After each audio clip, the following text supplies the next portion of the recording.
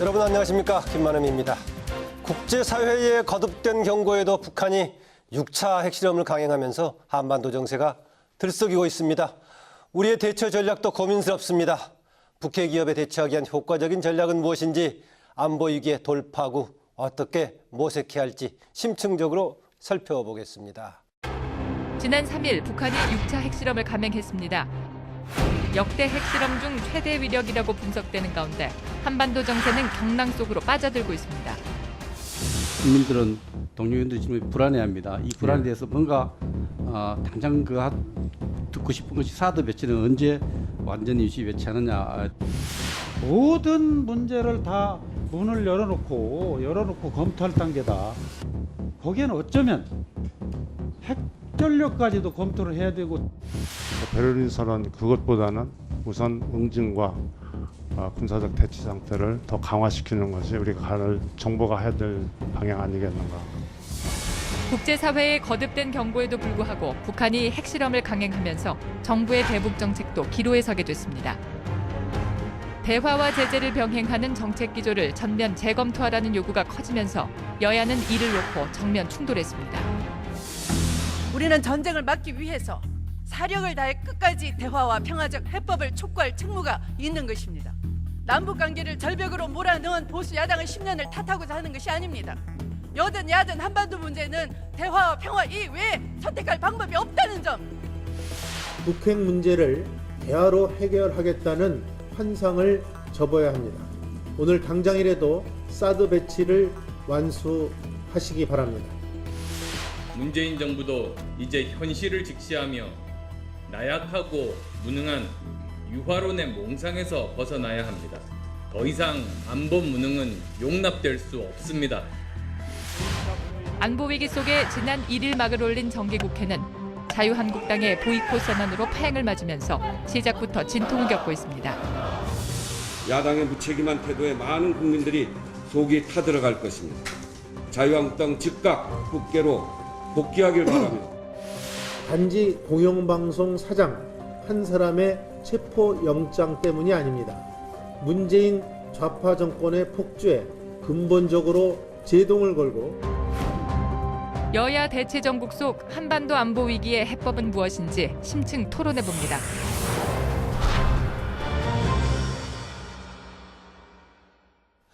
네, 오늘 토론을 위해서 국회 국방위원회 두 분 의원 모셨습니다.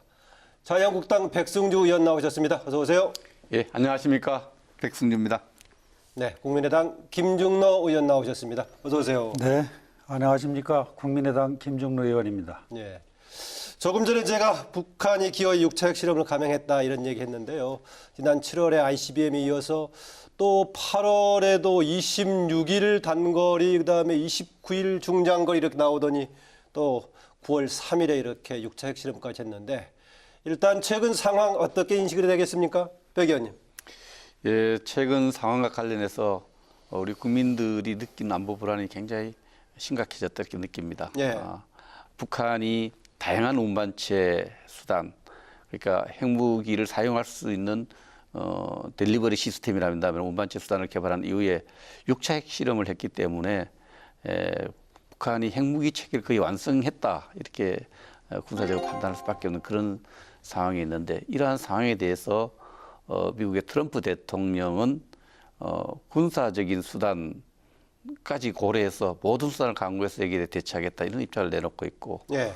북한 또 여기에 꼬리를 내리지 않겠다, 맞짱을 뜨겠다 이런 입장이 있기 때문에 미국과 북한 간에 대규모 군사 충돌이 있고, 또 북한이 여기 반발해서 대한민국을 공격할지도 모르고 거기에 최악의 경우에는 개발한 핵무기까지 사용할지 모른다는 이런 안보적 불안감이 굉장히 우리 사회 전체를 불안하게 하고 있습니다. 예. 이와 더불어서 우리 새로운 출범한 문재인 정부가 북한에 대해서 대북 정책과 관련해서는 대화의 어떤 축을 두고 북한을 다루겠다는데, 이것이 예.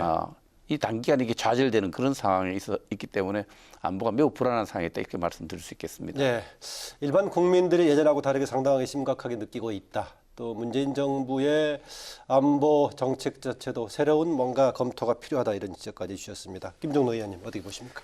예, 24년간 제재와 압박, 예. 설마 했던 핵을 이제 가졌다고 봐야 될 것 같습니다. 싫든 좋든 북한이 이제 핵을 가졌다고 보는데 이제 한반도 차원이 아니고 세계 차원에서 이제 다뤄져야 될 문제가 되지 않았는가. 예.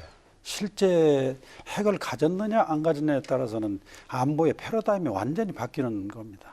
그 정치권이든 국민이든 정부든 이제 차원이 다른 문제입니다. 이제 저도 사실은 비핵화를 지지한 사람이 한 사람인데 예. 지금 저희 당도 강령이 그렇게 돼 있어요. 그러나 이번 이제 핵을 가졌다는 것은 핵 아니면 핵으로 해결할 수밖에 없다는 논리도 있고 또 공포의 균형이라는 이론도 있는데 지금 웬만한 옵션 가지고는 이제 북한이나 중국이 미동도 하지 않습니다.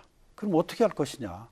이거는 이제 뭐 간단한 문제가 아니죠. 국민의 안위와 국가의 안위 문제와 직결되는 겁니다.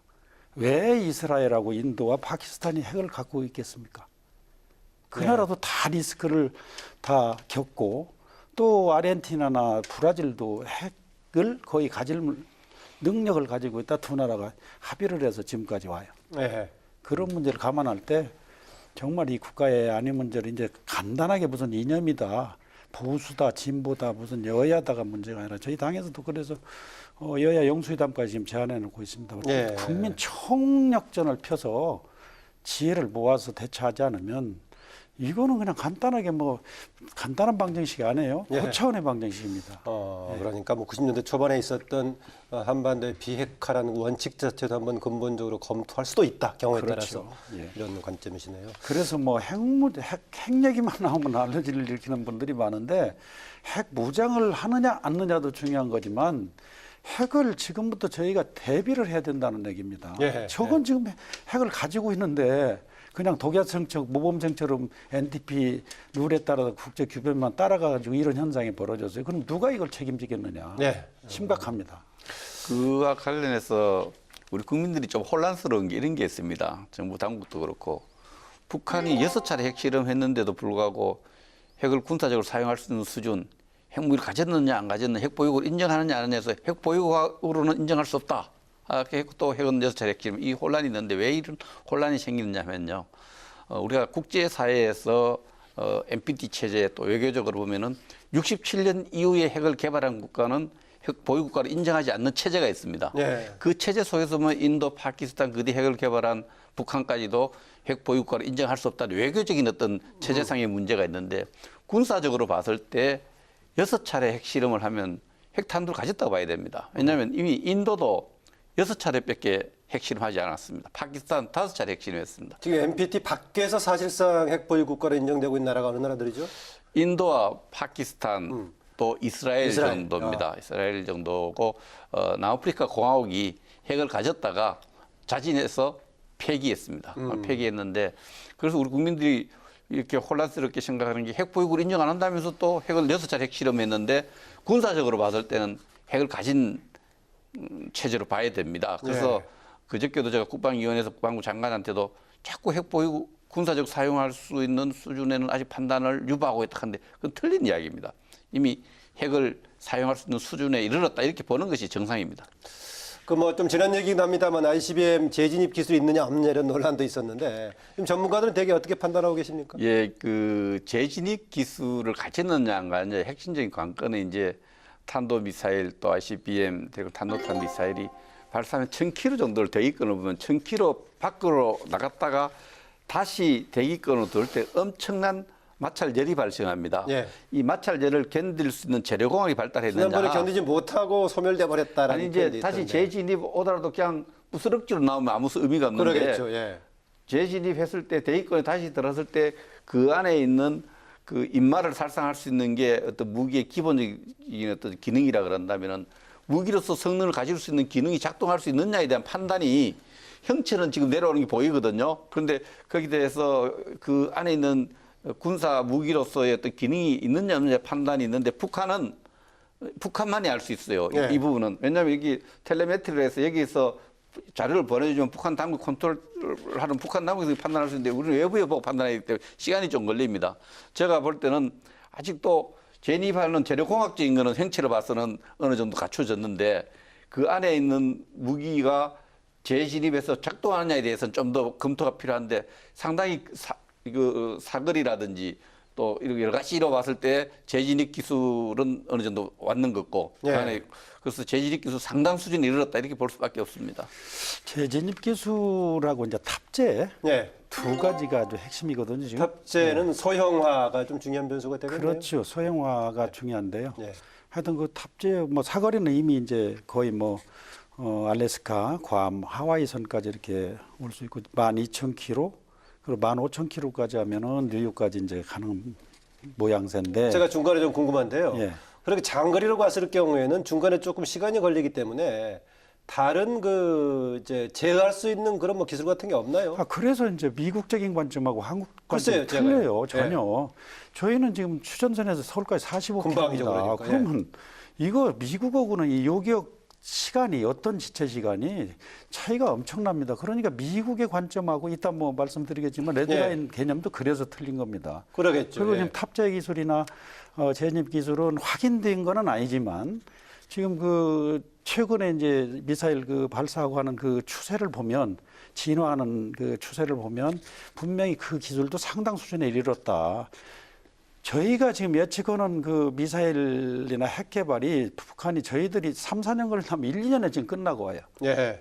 그럴 정도 지금 빠르기 때문에 지금 조금 부족하더라도 그냥 불안간에 될 수 있다는 개념을 가지고 최악의 상태에 대비해야 된다고 생각을 해요. 예. 지금 레드라인 말씀하셨는데 정말 듣고 보니까 미국과 국제사회 관점에서 보는 레드라인의 기준하고 우리 지금 당사자들의 입장하고 기준이 다를 수도 있겠네요. 달라야 됩니다. 예. 왜냐하면 미국이 갖고 있는 미국 시민들과 미국 지도자가 갖고 있는 레드라인은 미국 본토와 미국 시민을 공격할 수 있는 수준을 레드라인으로 봅니다. 그것이 이제 괌까지는 3,000km입니다. 예. 또 워싱턴까지 14,000km의 사거리를 가지고 핵무기를 탑재할 수 있으면 이거는 미국이 직접 공격받아서 이걸 레드라인을 봅니다. 트럼프가 설정하는 레드라인은 분명히 ICBM 핵무기 탑재할 수 있는 수준을 볼 수 있는데 대한민국 정부와 대한민국 국민이 봤을 때 레드라인 뭐냐? 여러 가지 단거리 미사일을 갖고 있어요. 우리를 공격할 수 단거리 미사일에 탑재할 수 있는 핵무기, 핵탄두를 개발하고 핵실험한 그 자체가 레드라인입니다. 그렇다면 그 기준에 본다면 이미 2006년 10월 첫 번째 북한이 핵실험한 것이 이미 레드라인을 넘은 거예요. 지금은 데드라인을 표현을 씁니다만 우리 당에서는 이미 레드라인을 넘어 데드라인에 와 있는 겁니다. 그래서 네. 미국에 설정하기로 레드라인을 대한민국 정부가 그걸 따라가서는 안 됩니다. 지금 ICBM을 개발하면 미국 공격용인데 왜 한국이 걱정할 거 아니다 이런 주장하는 일부 학자들도 있는데 그건 틀린 이야기예요. 미국에다가 ICBM을 갖고 공격할 수 있다면은 미국이 전시에 한국에 증원군을 보내거나 전쟁을 결심한 상당히 장애가 생깁니다. 그래서 그런 측면 때문에 미국을 공격하고 국제사회를 공격할 수 있는 무기를 갖추면서 우리의 전시 능력을 완전히 떨어뜨리기 때문에 이건 한국을 공격하는 똑같은 거죠. 예. 지금 아까 말씀하셨다시피 왜 그동안에 그렇다면은 한미 동맹 때문이었나요? 왜 우리한테 직접 다가오는 레드라인의 개념보다는 미국하고 같이 합해서 이렇게 논의만 됐죠? 그래서 그 문제를 제 상임위에서 지적을 했어요. 예. 대통령께서 지금 군사 전문가의 조언을 못 듣고 있지 않느냐. 아하. 왜냐하면 지난번에 탑재를 해가지고 미국까지 다 닿은 상태, 그 상태를 레드라인이라고 말씀하셨어요. 그런데 예. 그거고 저희가 지금 아까 우리 백승주입니다. 예, 백 의원님 말씀하셨듯이 한국적인 의미하고는 전혀 달라요. 대통령께서 말씀하신 건 다 미국적인 개념이거든요. 네. 왜냐하면 레드라인의 개념이 아까 말씀드린 요격할 수 있는 시간을 주는 거고 지금 한국은 핵무기를 가졌다 하는 순간부터 벌써 레드라인이라고 생각해야 됩니다. 그래서 네. 지금 미국은 대변한 것이 대통령이 말씀하시는 것은 미국적인 관점이기 때문에 그건 안 맞는 얘기예요. 그래서 한국적인 관점에서 대응을 하고 대비를 해야지 레드라인 개념을 왜냐하면 신호등이나 똑같지 않습니까? 빨간불은 지나가면 안 돼요. 지나가다 죽어도 법적으로 책임이 없는 겁니다. 그건 네. 똑같아요.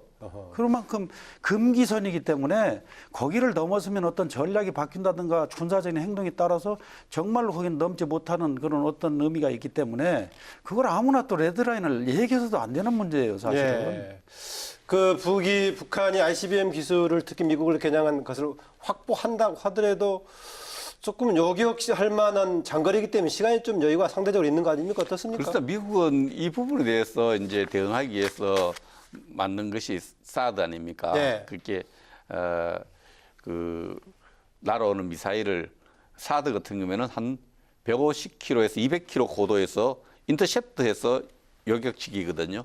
제척 고도로 말씀드린 핵무기를 탑재하더라도 10km 이상에서 우리가 그 핵무기를 파괴하면은 지상에는 피해를 안 준다는 어떤 그런 공학적 실험 결과가 있습니다. 예. 그래서 10km 이상에서 요격하는 거기 때문에 그 다음에 이제 가까운 데서 낮은 고도에서 30km에서 한 뭐 40km 이하 고도에서 일정한 고도 이상이면 낙진 영향을 안 받습니까? 예, 지상에? 10km 이상 되면은 10km 이상에서 핵무기를 요격해 버리면은 파괴해 버리면 지상에는 직접적 피해가 없다 이렇게 나와 있습니다. 그래서 그 미국에서는 그런 데 대한 요격 시스템을 상당히 다양하게 갖고 있습니다. 그 네. 해상에서 또 지상에서 있는데 지상에서 보면은 사드를 통해 가지고 하고 해상 이지스를 통해서 하고 또 사드를 통해 가지고 그 다양한 고도에서 30km, 150km 고도에서 요격을 하는 것을 1차적인 목표로 삼고 있습니다. 예. 일단 이런 위기가 발생하게 되는 게 결국은 이제 김정은의 계속 이제 이런 행동인데 김정은의 의도 또 어디까지 갈까요? 글쎄요, 아마 끝장 볼 거래요. 그래요. 예, 저는 그렇게 봅니다. 왜냐하면 지금까지 그 북한 국민들한테 김정은의 의미라는 거가 그냥 중간에서 뭐 멈추고 그럴 분위기가 아니거든요. 왜냐하면 네. 체제 유지라든가 정권 유지라든가 또 내부 단속이라든가 이런 것이 있는 반면에 사실은 그 미국과의 관계에서 정전협정에서부터 저는 시작한다고 생각을 해요. 저희가 빠졌잖아요. 패싱이 돼 있잖아요. 네, 거기에. 네. 그럼 정전협정에서부터 미국 상대입니다. 중국하고 미국 상대예요. 미국, 중국, 거기서부터 북 이렇게 뭐 예. 3자 간의 행동 예. 거죠. 예. 그 이후에 미국이 전략 핵무기를 제주도 뭐 군산 비행장에 갖다 놓고 이러면서 자기들도 핵을 가져야 되겠다는 아마 일념을 가졌던 것 같아요. 그래서 지금까지 김정은이가 한 번도 변함없이 지금 지속적으로 시종 일관되게 해오지 않습니까? 네. 그걸 지금 와서 멈춘다는 것은 이해할 수가 없는 일이죠. 그래서 아마 김정은의 생각은 끝까지 가면서 자기들이 얻어야 될 부분들이 있지 않습니까? 국제적으로 핵보유국의 인정을 받는다든가. 왜냐하면 핵을 가지면 벌써 강대국권에 근접해 있어요, 다. 미국이나 러시아나 중국이 핵을 통제하는 이유도 다 세계를 컨트롤하겠다는 그 의미 아닙니까? 예, 예. 그래서 이제 김정은이도 그거밖에는 벼랑 끝 전술을 해서 자기들이 지금 뭐 경제적으로 한국은 지금 10위 아닙니까? 그 북한은 어떻습니까? 그런 상황에서 이거밖에는 살 길이 없어요. 그런데 그래서 보충해서 말씀드리면 미국 그 핵을 개발한 국내 정치적인 이유는 우리 김 위원님께서 잘 설명해 주셨는데 결국은 지금 북한이 원하는 것은 핵 보유 국가로 강대국으로 군사 강국으로 인정을 받는 겁니다. 인정을 받고 나서 그 한반도의 질서에 대한 주도권을 장악해서 원하는 질서를 만들려는 겁니다. 네. 한반도에 원하는 북한의 질서라는 게 뭡니까? 주한미군을 철수시키고 네. 주한미군을 철수시키고 한반도 전체를 북한이 원하는 질서, 북한식 정치 경제 질서를 만들고자 하는 것이 북한의 최대 목표입니다. 그런 목표를 달성하기 위한 조건으로서 핵이 필요하다고 생각을 하고 있고 또 미국을 상대하는 데서 핵을 가지면은 미국이 북한을 다르게 상대할 거다. 이미 핵을 가지고서 기정사실을 인정해 줄 거라는 생각을 파키스탄 모델을 찾고 있습니다. 파키스탄이 98년에 핵실험을 해서 핵보유국가 돼서 미국이 엄청난 제재를 해요. 제재를 했는데도 불구하고 9.11 테러가 나고서 애프가니스탄을 미국이 공격하려고 하니까 파키스탄 도움이 필요했거든요. 네, 전쟁 기지가 됐죠. 그 전쟁 도움을 받으려니까 파키스탄이 핵실험했는데도 불구하고 제재하던 것을 다 해제하고 거기다가 200억 달러 이상의 돈을 주고 파키스탄이 핵을 묵인해 버렸단 말이죠. 예. 북한은 어쨌든 핵을 이렇게 6차 핵실험하고 핵 보유를 기정사실하면 미국이 언젠가는 인정해 줄 거다 이런 기대를 갖고 있고 미국이 인정해 주는 것을 토대로 한반도에 주한미군 철수시키고 평협적 만들고 북한이 원하는 한반도 정치 군사 질서를 만들겠다는 것이 북한의 핵을 보유의 목표라고 봅니다. 그렇다면은 지금 뭐 우리 정부에서 그동안에 주장해왔던 미국 쪽에서 얘기해왔던 동결 이후에 해체 뭐 이런 역순 가는 것은 현실적으로 불가능한 것 같아 보여요. 어떻습니까? 어려울 걸로 저는 봅니다. 우리 백 의원님 말씀하셨듯이 이 인도 같은 경우도 예를 들면 이제 중국이 핵실험을 하는 걸 보고 인도가 또 하게 돼요. 예. 그리고 또 파키스탄도 캐슈미르 전투에서 지면서 또 핵 개발을 해요. 그런 와중에 이제 아프가니스탄을 소련에서 침공하니까 대리로 전쟁해 줄 사람이 없는 거예요. 예. 그래서 그냥 묵인한 겁니다. 암묵적으로. 그게 이제 지금 동결하고 핵 폐기하고는 차원이 틀리지 않습니까? 동결은 언제라도 지난번에 영변 핵 그 시설 폭파하고 나서 또 해요. 동결이라는 것은 한시적이지 그게 뭐 상황이 달라지면 얼마고 또 다시 할 수 있는 그런 거기 때문에 근본적으로 해결하는 방법을 모색해야 되지 않는가. 그렇다면 뭐 둘 중에 하나가 돼야 할 것 같은데요. 북한의 의도 자체를 좌절을 시키든지 네. 아니면 일정하게 조건을 받아들이는 차원에서의 새로운 접근이 필요하든지 둘 중에 하나일 것 같은데 어떻습니까? 지금 이제 북한 핵 문제가 이런 상황에서 해결하기 위한 트럼프 미국 대통령과 국제사회 전체 분위기는 유엔 안보리 결의어로 나타나는 거죠. 예. 북한에 대해서 더 가혹한 제재를 통해서 북한이 핵을 개발한 대가를 견디지 못하게 해서 핵에 대한 북한의 체제 의지를 바꾸겠다. 예. 이것이 국제사회, 국제공조의 어떤 가장 큰 방향입니다. 그 유엔 결의안을 통해 나타나고 미국 대북 정책을 통해 나타나고 미국 트럼프 대통령과 우방 국가들과의 어떤 전화 통화에서 나타나는 메시지인데 그런데 그게 더 가혹한 제재 얘기했을 때 우리 일반 국민들이 들었을 때 군사적인 형태 빼놓고 더 가혹한 과연 압박이란 게 뭐가 있을까 이런 얘기가 있습니다. 있는 게 아킬레스건 북한 체제의 마지막 우리가 조일 수 있는 것이 북한이라는 나라 석유가 나지 않습니까? 네, 원유가 그렇죠. 없으면 그 북한 경이 돌아갈 수 없는데 북한의 원유 공급을 지금 중국이 해주겠습니다. 네. 압록강 하구에 가면 수풍댐 밑에 쭉 가면 태평만 댐이 있는데 그 송유관을 통해서 북한의 원유가 공급되고 있는데 그것을 차단하면 북한이 견디지 못할 것이라는 것이 우리 입장인데 중국에서는 그거 하려면 또 북한 인민의 기준은 피해가 크고 네. 북한 체제 전체 혼란에 빠지고 한반도 혼란에 빠진다는 논리를 반대하고 있는데 미국과 국제사회 또 우리 대통령까지도 이제 그 이야기 하셨죠. 북한에 대한 원유 공급 차단까지를 해서 북한에 손들게 하자. 이런 정책으로 방향이 모아지고 있습니다. 예, 그런데 그건 뭐 중국의 선택에 달려 있는데 과연 그쪽으로 갈 거냐가 문제 아니겠습니까? 우리 백 의원님 방금 말씀하신 내용에 더 더해서 네. 지금 북한한테 이 뭐 원유는 생명선이에요. 그거는 중국에서 연간 100만 톤입니다. 50만 톤은 톤으로 주고 사가고 예. 50만 톤은 무상입니다. 그래서 무상만 발표하고 50만 톤 안 해요. 지금 북한에서. 그리고 아하. 이제 러시아에서는 개솔린 정도 이렇게 들어오는데 또 이게 그것뿐만 아니라 이제 노동자들이 또 벌어들이는 돈이 많아요. 그래서 그 송출을 금지한다든가 또 해산물하고 철광석들, 철광석을 포함해서 지하자원 수출 이런 것까지 다 하고 더 중요한 것은 지금 최근에 미국이 발표한 거 있잖아요. 그 세컨더리 보이콧을 예. 확실하게. 그거 이제 개인이나 그 회사에 국한하는 게 아니고 국가를 상대로 해서 이제 미국하고 무역까지도 단절하겠다는 내용이 나오거든요. 근데 이 전반적인 이런 문제들이 결국은 중국이 키를 쥐고 있어요. 중국을 어떻게 설득하냐. 그 문제는 바로 제가 그래서 이제 뭐 전략 핵무기뿐만 아니라 전반적인 옵션을 놓고 적어도 정말 심각하게 고려를 한다면 그걸 충분히 중국이나 북한한테 전략적인 카드로 활용할 수 있지 않느냐 그런 네. 생각이 들어요. 중국이 일정하게 만약에 협력하는 방향으로 간다고 하면은 할 경우에는 동북아에서 미국의 위상 관련해서 뭔가 좀 양보를 요구하는 측면도 있지 않을까요? 예, 중국으로서 이제 중국과 미국 관계 측면에서 미국의 대북 제재 요구한 대북 제재를 중국이 일방적으로 따라갔을 때는 중국이 북한에 대한 거라든지 다른 중국의 여러 가지 또 외교적인 어떤 좀 권력으로 느껴질 수 있는 거죠. 네.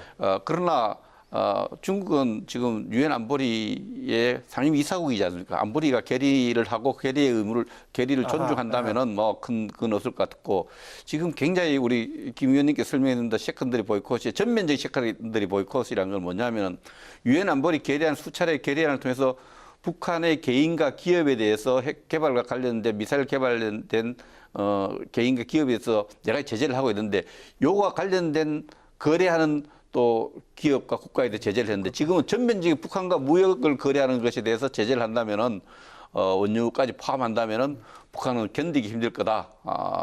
하나의 결단을 내려야 될 그런 상황도 올 수 있다 봅니다. 그러니까 지금까지의 그 국제적인 공조를 통한 압박 이상의 효과를 거둘 수도 있다. 예. 라고 김 의원도 그렇게 보십니까? 근데 그게 이제 지금까지 예. 제재와 압박이라는 그 메커니즘이 제대로 작동이 안 돼요. 중국 때문에. 예. 러시아도 마찬가지고 중국이 사실 그 세컨더리 보이콧의 상당 부분도 중국하고 관련돼 있죠. 그러면 그런데. 아니, 상당 부분이 아니라 뭐 거의 다 해당된다고 봐야 돼요. 모든 무역도 중국하고 하고 있고 그래서 중국이 키맨입니다. 키를 가지고 있어요. 결국은 지금까지 보세요. 그냥 구멍이 나 있지 않습니까? 완벽하지 않으니까 그냥 생존하는 겁니다. 또 중국이 또 원유를 안 준다면 또 러시아에서 또 가져올 수도 있다고 봐요. 그래서 어떻게 하면 이 유엔에서 제재하는 그 압박과 제재를 또 미국이 자체에서 하는 거고 이걸 아까 말씀드렸듯이 완벽하게 한다면 아마 얼마 못 가서 손들 수 있어요. 근데 그게 왜냐하면 이게 중국하고 미국하고 세계 전략 속에서 이게 움직여져요. 글쎄 말입니다. 절대로 중국이 완벽하게 하지 않으리라고 봐요. 저는. 왜냐하면 북한의 우리 남북 통일이라든가 북한이 뭐 붕괴된다든가 핵을 비록 가지고 있지만 북한이 존재하는 것을 원하지 중국은 절대로 통일이 되거나 뭐 붕괴되는 걸 원하지 않기 때문에 그 보이콧이든 뭐 압박이든 제재든 아마 완벽하게 저는 안 가리라고 봐요. 그러다 그 6차 핵실험 직후에 그 중국 최고 지도자 시진핑은 엄청난 분노를 표시하면서도 중국의 공식 입장은 대화를 통해서 적극적으로 평화를 통해서 가지 방법으로 해결된다는 메시지를 보내고 유엔 안보리 결의안 유엔 주재 미국 대사가 제안한 제안에 대해서는 좀 신중한 입장을 보이고 있습니다. 그러다 지금까지 이제 대화도 많이 했죠. 94년 이후로 지금까지 단절된 대화를 쭉 해왔지만은 대화와 제재 모두가 지금까지 방식으로 안 된다는 것이 이제 트럼프의 그렇죠. 인식이고 네. 우리 정부는 한 번 더 해보자는 입장인데 이런 측면에서 제대로 된 제재가 안 되었거든요, 지금까지. 그물로 고기를 잡는데 그물이 펑크가 나 있었던 거예요, 중국 때문에. 중국이 이걸 메워줘야 되는데 이번에 좀 중국이 좀 더 국제사회의 어떤 책임 있는 일원으로서 제재에 동참해주고 동참 수위가 높아지면은 북한으로서도 조금 이런 결단을 내려서 지금 북한이 계속 더 큰 선물을 하겠다, 계속 압박이 오면 미국에 대해서 그 더 큰 선물이라는 게 괌 주변에 이제 ICBM 중거리 탄도미사일 발사하겠다는 그런 이야기를 지키겠다 이런 의미로 들립니다만 네. 그러다만 이제 미국과 북한 간 군사 충돌은 불가피합니다. 그래서 북한도 그런 선택에 벼랑 끝에 와 있는데 기대는 한번 해봅니다. 예. 이번 6차 핵실험을 두고 이제 레드라인을 넘었니 안 넘었니 이런 얘기 나오고 있는데 레드라인을 정했을 경우에는 그런 선을 넘었을 경우는 우리가 또 다른 선택을 하겠다는 걸 전제로 하는 건데. 그렇죠. 그럼 또 다른 선택이 뭐가 있습니까? 우리가 할 수 있는 게. 레드라인 아까 말씀드렸듯이 레드라인을 정하면 예. 이왕에 선포를 하면 뭔가 달라져야 됩니다. 그러겠죠. 예. 적에 대해서 예. 적의 위협을 어떻게 하면 이거를 차원이 다른 이제 대처를 하겠다 이런 틀리죠. 얘기가 되겠습니까? 그렇지 않으면 레드라인 함부로 상대한테 얘기할 필요도 없고 해서도 안 됩니다. 아까 레드라인은 미국적인 관점, 한국적인 관점 말씀드렸듯이 지금 백 의원님 말씀을 잘 해주시는데 지금까지 어떤 이 제재와 압박 이런 것들을 지금 완벽하게 해주기를 바라지만 그렇게 되지 않을 거라고 가정을 한다면 앞으로의 국제적인 이 공조화에서 할 수 있는 그 선택지라면 저는 분명하게 저도 참 비핵화론자였지만 지금 이제 책을 가졌다는 전제에서 얘기하는 상황은 완전히 차원이 달라졌어요. 예. 안보의 틀이 바뀌어야 되는데 대응 방법도 똑같습니다. 그래서 제가 어제 상임위에서도 이 뭐 전술핵이든 뭐든 모든 문제를 포함해서 이제 심각히 검토해야 된다. 단기적으로는 근데 지금 뭐 여러 가지가 있죠. 뭐 F-35, F-21 랩터 이런 것도 뭐 벙커버스터 이런 이제 뭐 핵잠수함 뭐 전략무기 이런 것들이 많이 있지만 그건 단기적인 처방이고 근본적인 처방을 중국을 움직이려면 저는 핵 아니면 안 되리라고 봐요. 그래서 키신저가 얘기한 그 핵은 핵으로 해결할 수밖에 없다. 그래서 그런 걸 만약 핵 전술의 전술무기나 이런 핵을 여기서 만지작거리기만 해도 아마 중국이 상당히 신경을 써야 될 겁니다. 그래서 이 문제를 이제 우리가 제재를 통한 해결, 외교적인 해결은 계속 그렇게 제재를 통해서 하고 우리 국민들 지금 걱정하지 않습니까? 걱정하는 가장 근본 원인은 뭐냐?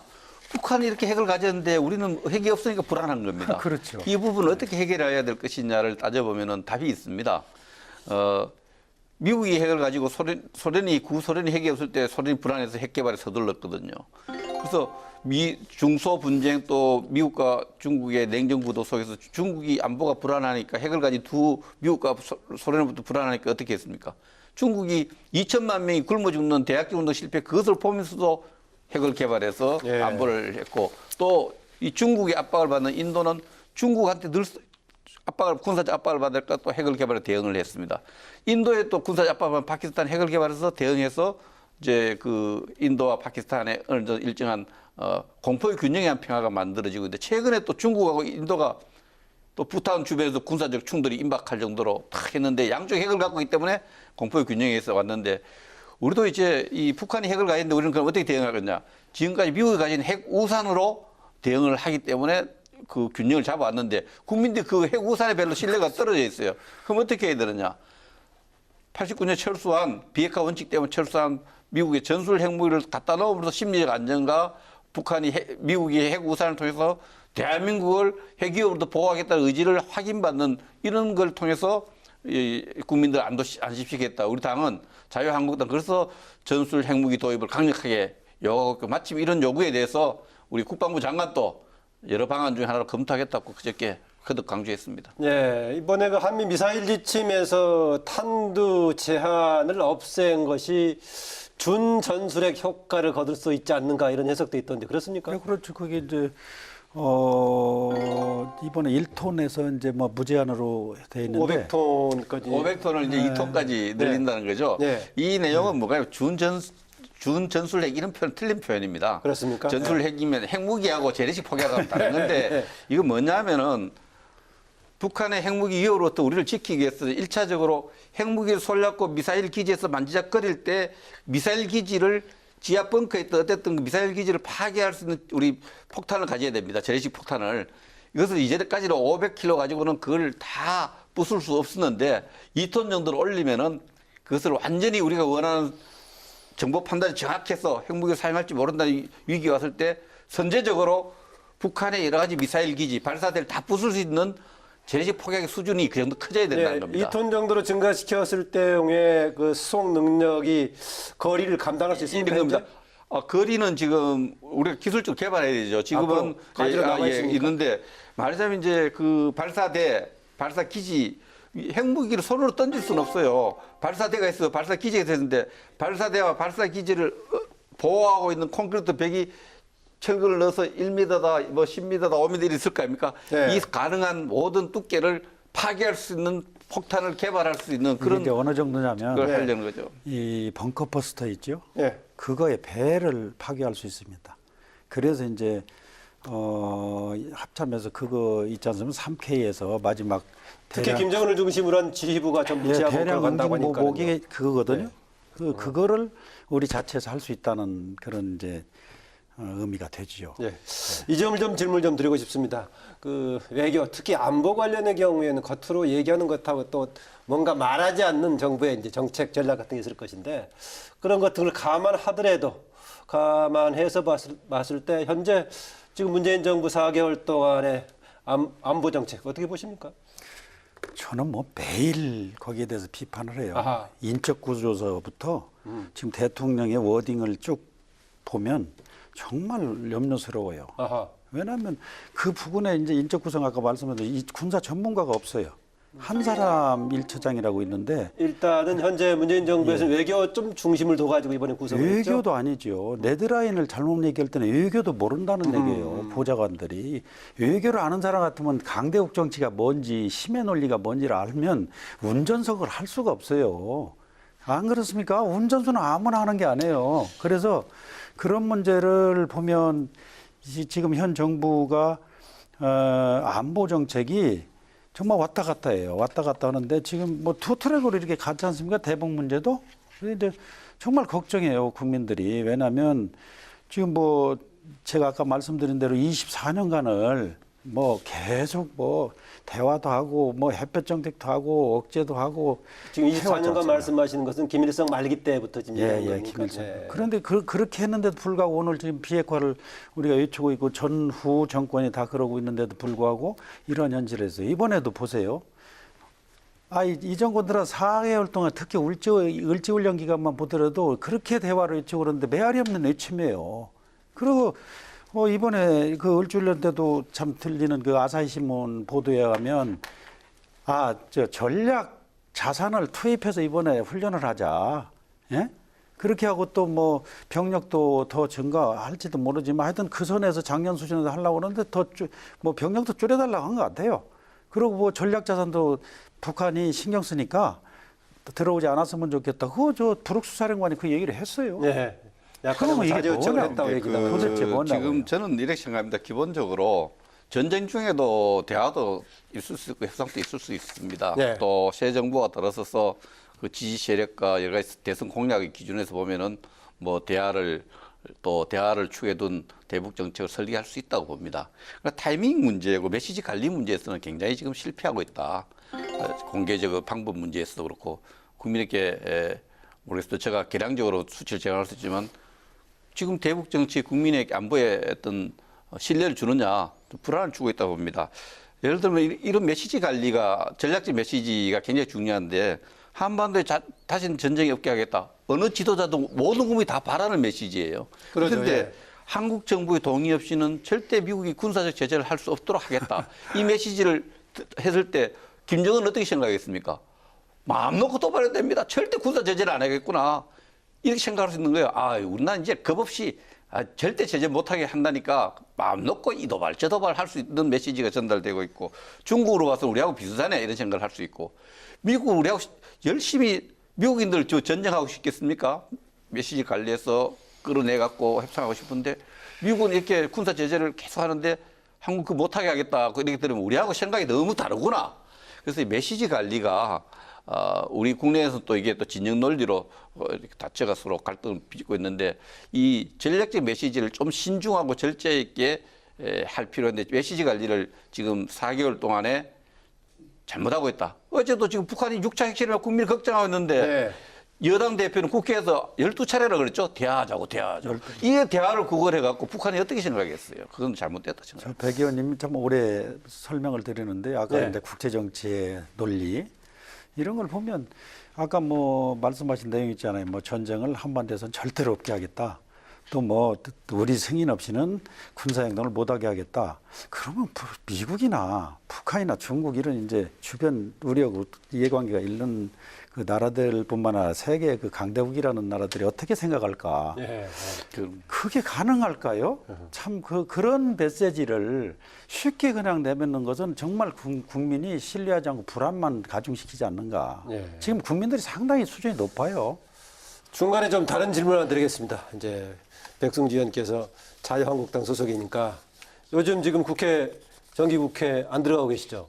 예, 국회 보이콧하고 있습니다. 예. 자유한국당. 원래 시작은 보니까 그 공영방송 사장 이제 뭐 체포영장 관련이 시작이 됐는데 마침 그 시작하는 날 지금 6차 핵실험 같이 맞물려 있고 이런 상황인데 과연 지금 이런 국면에서 국회 보이콧하는 게 타당하냐 이런 비판적인 지적도 나오고 있습니다. 예, 그런 비판적 지적을 우리가 겸허히 수용해서 대통령께서 오늘 러시아를 방문하죠. 네. 러시아 방문을 곧 유럽을 방문하고 미국을 방문하는 기간 동안에는 장외투쟁하지 않겠다. 장애투쟁하지 않는다는 것은 본회의 나간다는 겁니까? 본회의하고 달리 장외투쟁을 하지 않겠다 이렇게 안보의 초당적 입장을 우리가 가져야 된다는 걸 오늘도 지금도 안보 의총을 하고 있습니다만 예. 그래서 그리고 뭐 개인 사장의 어떤 체포장 발부 이 문제보다는 저희들이 판단을 할 때는 이게 지금 6급 주무관이 어제 제가 고용노동부를 갔지만은 고용노동부 장관이 직접 그 공영방송 사장의 체포 보고를 받고 결심을 하고 이랬던 부분들이 있어요. 이런 부분 누가 봐도 그 앞에 또 EBS 사장도 사퇴했고 YTN 사장 사퇴했고 이런 부분들은 언론 자유란 측면을 봤을 때 정부가 다시 한번 되돌아볼 수 있도록 하는 것이 대한민국의 어떤 핵심 가치를 지키는 일이다 이렇게 생각을 해서 국회 보이콧을 하고 있습니다. 아, 그러면 그 장애 투쟁을 하지 않는다는 말은 장 외에서 집회를 하지 않는다는 그런 의미입니까? 그렇습니다. 아, 예. 그럼 뭐 결과적으로 비슷할 수 있겠네요. 어떻습니까? 지금 자유한국당 입장에 대해서. 저는 이제 뭐 백 의원님 계신데 좀 뭐 이렇게 폄하하는 그런 발언을 하고 싶지 않은데 원인 제공은 지금 여당이거든요. 협치를 한다고 그러면 여러 가지 문제가 있어요. 지금 그 중에서도 이제 이번 이제 저는 이제 개인적으로 그렇습니다. 좀 보이콧하는 자체도 예. 이제 구태가 아닌가. 예?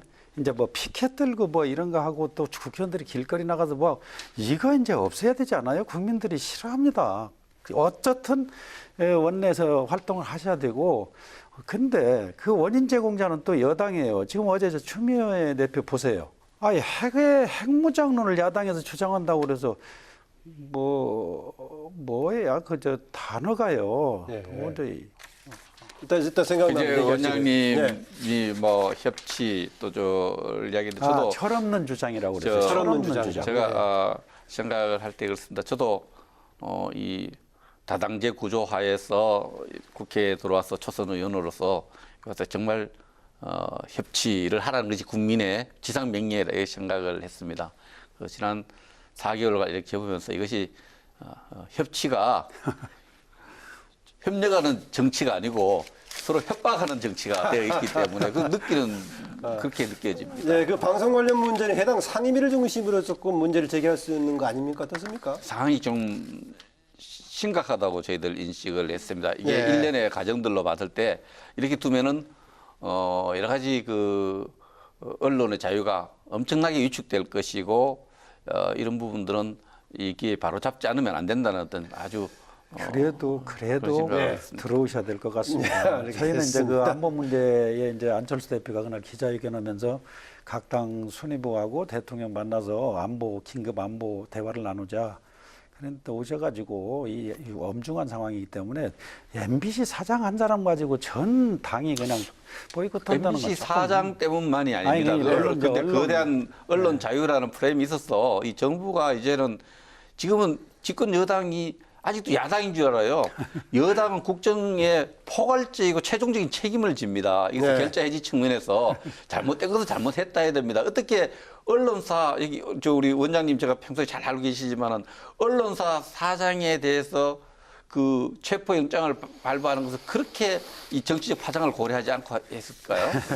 네. 네, 뭐 이 부분 더 길게 논의할 수 있겠습니다만은 하나 또 짚고 넘어갈 것 같습니다. 아무래도 두 분 다 이제 국방 분야 관련 전문가신데 지금 계속 다른 얘기로 좀 빠지긴 했습니다만 이 부분 좀 짚어야 할 것 같습니다. 여러 가지 지금 새 정부 들어서 개혁이라는 단어가 많이 등장하고 있는데 국방도 국방개혁이라는 단어가 등장하고 있습니다. 국방개혁이라고 했을 때 어떤 부분이 개혁의 대상입니까? 김정무 의원님. 국방개혁에 대해서 이제 새 장관하고 교감도 많이 했습니다. 그리고 방향도 얘기하고 어떤 부분을 해야 된다 이런 얘기도 많이 해서 상당 부분 그 개혁 마인드가 있어요. 공감을 많이 같이 해서 참 좋은 생각을 가지고 있었는데 그게 지금 노무현 대통령 시절부터 좀 국방부 개혁실장이라는 자리가 대여섯 명 지나갔어요. 아하, 예. 근데 개혁을 한 게 없어요. 개혁을. 그래서 저는 정말 걱정스러워 이번에 지금 어떤 걸 바꾸자고 하는 겁니까? 개혁이라고 했을 때. 그래서 장관 이번에 임명될 때도 정말 개혁을 할 수 있는 사람이 누구냐? 흠결이 있지만 개혁을 할 사람 누구나 해서 이제 그냥 밀어드리고 야당에서 유일하게 제가 당론에 반해서 밀었습니다. 예, 이번에 경우 기존의 비주류 쪽이 장관 해야 된다. 그런 논의도 있었죠. 아니요, 뭐 그런 거는 중요한 게 아니고 네. 어떤 사람이 그런 개혁만들을 가지고 지금 국방 조직이 지금까지 개혁 말만 했지 하나도 안 되어 왔는데 예. 이걸 어떻게 할 것이냐. 정말 싸워서 이길 수 있는 조직을 만들려면 누가 해야 어떻게 해야 될 것이냐. 그런 얘기까지 제가 했어요. 이거 지금 국방 조직이 3군이 이렇게 돼가지고는 그냥 운영비가 70%예요, 예산에. 아하. 전력 증강이 30%입니다. 이런 구조를 가지고는 도저히 국방비를 그냥 쏟아 부어도 안 돼요, 지금. 그래서 군 체계 자체를 바꿔야 한다고 예, 보시군요. 그래서 세계적인 컨설팅 회사라도 불러다가 이 조직이 정말 이 21세기 첨단 무기에 한 그 군 조직이냐, 정말 앞으로 싸워서 이길 조직이냐, 통일까지 내다보고 정말 이 구조 자체를 변경시켜 놓고 개혁을 들어가라. 그렇지 않으면 도저히 이걸 어떻게 감당할 수가 없어요. 실제 아까 7대3이라고 그랬는데 30% 인건이나 그 운영비에 들고 70%가 전력 증강으로 들어가야 됩니다. 네. 그래서 그런 부분에 대해서 여러 가지 얘기를 나눴는데 어쨌든 뭐 이걸 뭐 여기서 뭐 세부적으로는 말씀드리기가 어렵고 그런 이제 틀 위에서 3군 통합까지도 고려를 하고 정말 조직을 슬림화시켜서 정말 이제 싸워서 이기는 방향으로 모든 뭐 싸움을 연구하고 싸움을 위한 조직을 위해서 유엔은 생각하지 마라. 그 심지어는 이제 그런 얘기가 죠. 앞으로 국군의 날이니 무슨 뭐 합동임관식이니 무슨 이침식이니 전투와 관련되지 않은 건 다 버려라. 네. 그렇지 않으면 이거 큰일 난다. 그렇게까지 제가 얘기를 해서 아마 어떻게 해야 할지 대정부님들 그런 걸 좀 짚고 넘어가려고 그러는데 어쨌든 그런 방향에서 전반적으로 이 개혁 차원이 아니고 어떻게 보면 혁명 차원, 혁명적인 차원으로 정말 대수술을 해야 된다고 저는 생각해요. 네, 백승주 의원님. 예, 전 뭐 평생 국방 분야 연구를 국가 예산을 통해서 연구를 해왔고 또 국방 행정의 그랬죠. 일정 기간 네. 책임을 멀치게 되면서 박자로서 또 이렇게 행정의 책임자로서 했죠. 국민이 만족할 수준에 이렇게 못한 데 대한 책임감도 느끼고 송구하게 생각을 합니다. 예, 국방 개혁이 뭐 모든 정부가 다 추진해 왔는데 가장 요체는 지금 단계 더 잘 싸울 수 있는 군대죠. 그래서 그러면 양병과 용병이 있는데 잘 싸울 수 있는 그 양병을 해 나가는데 군사를 건설하고 갖추어 나가는 데 있어서 예산 단위당 어떤 전투력의 효율성을 높여가는 것 이것이 가장 기본적인 잣대가 될 겁니다. 그런 차원에서 국방 행정과 또 획득과 모든 갖추어 나가는 이런 노력들을 해가는데 또 지금 우리가 그래서 국방 계획의 큰 중심 과제는 또 지금까지는 대병력 위주의 어떤 전투 태세를 갖췄는데 이제 자꾸 군에 오는 징집 인구도 줄 수밖에 없지 않습니까? 그래서 네. 첨단 과학군으로 가는 데 있어서 좀 더 배전의 노력을 해야 될 것 같고 우리 군사력이 지금 북한의 위협에 대비하고 있지만 그러나 미래 전쟁에 대비해서 우리 군사력이 다른 주변 국가들과 비교했을 때 상대적으로 좀 더 격차를 좁히거나 예. 좀 이런 쪽으로 군사력 건설해 가는데 이게 하루아침에 갈 건 아닙니다. 이런 방향성을 갖고 지속적으로 진행되고 있다고 봅니다. 지금 병력 자원 말씀하셨는데 그 관련해 가지고 징병제에서 뭐 중장기제로 모병제로의 전환도 뭐 그렇죠. 그런 분도 있던데. 모병제도 논의되고 있는데 지금 원래 이제 병장들 월급을 내년부터 한 40만 정도 가죠. 예. 이제 모병제로 가느냐 안 가느냐의 가장 큰 관건은 중요한 것이 우리 재정 부담을 할 수 있느냐의 문제입니다.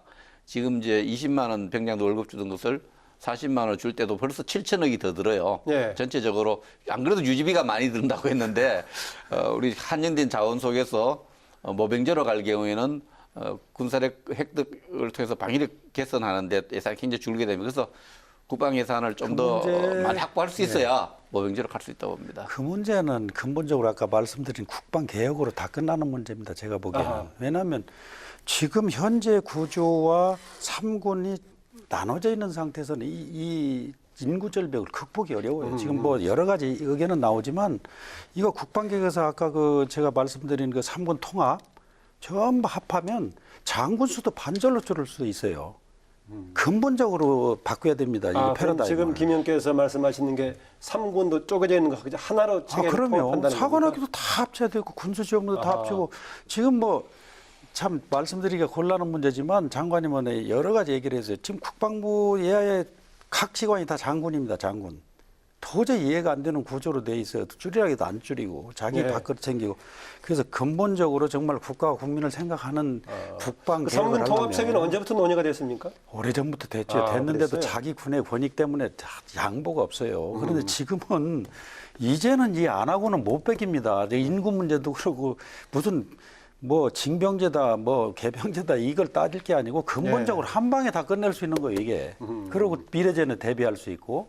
근데 지금 이런 문제를 심각하게 고려하고 국방 전체를 아까 내 혁명적인 단어를 그래서 쓰는 겁니다. 예. 그렇지 않고는 안 돼요 절대로. 제가 오늘 북한 6차 핵실험 관련하고 지금 한반도 정세 또 위기 상황에 대한 진단을 했다가 두 분 다 이제 국방 분야의 전문가이기 때문에 그걸 물어봤었는데 또 얘기가 끝이 없군요. 또 앞서 나왔던 얘기 중에서 특히 레드라인 관련해 가지고는 미국의 입장, 국제적인 차원에서의 봤던 그 기준하고 우리의 기준하고 달리 봐야 한다는 지적은 상당히 좀 생각해 볼 부분이 아닌가 이런 생각이 듭니다. 끝으로 두 분께서는 의정 활동에서 어느 부분을 가장 역점 두고 있는 부분은 무엇인지 앞으로 계획 이런 걸 포함해서 의견을 듣고 좀 마무리 할까 합니다. 백승주 의원님. 예, 저는 국방위원회에서 이제 활동을 하고 있습니다. 저희 전문성을 발휘해서 정부의 그 국방 개혁, 더 강한 군대, 더 튼튼한 국방을 만들기 위해서 협력할 것을 협력하고 또 비판적 안목으로 비판할 것을 비판해서 우리 국방이 국민들이 만족하는 수준 또 기대하는 방향으로 갈 수 있도록 그런 상임위원회 활동을 하겠습니다. 그리고 대한민국 전체를 위해서 더 치열하게 고민해서 대한민국이 좀 더 지금보다 강하고 튼튼한 행복한 국가로 가는데 의정 활동을 총력을 다하겠습니다. 네, 김 의원님. 저는 아까 말씀을 드렸는데 이기는 조직, 국방 개혁을 통해서 병역 비리, 방산 비리, 또 방산 지능 이런 거에 세 가지에 중점을 두고 저는 의정 활동을 지금 하고 있고 정말 그거가 근본적으로 바뀌고 군의 의식이 바뀌지 않는다면 안 될 걸로 생각해요. 그래서 아까 7대3이라는 얘기 들었지 않습니까? 그거를 정말 실천을 해서 군이 달라지지 않으면 앞으로 정말 남북관계뿐만 아니라 통일 후에 대비하고 또 아까 참 첨단 무기로 이제 갖춰져야 될 군 조직을 좀 슬림화시켜서 예산을 충분히 주는데도 불구하고 국민의 눈높이에 와 있는 그 안보를 못했다는 데 정말 죄송스럽게 생각합니다. 역대 정권이나 지금 국방장관 내지는 저도 장군 출신이지만 왜 이런 상황이 왔는지 저는 어제도 잠이 안 와요. 왜 핵 상황이 오도록 우리는 뭐 했냐.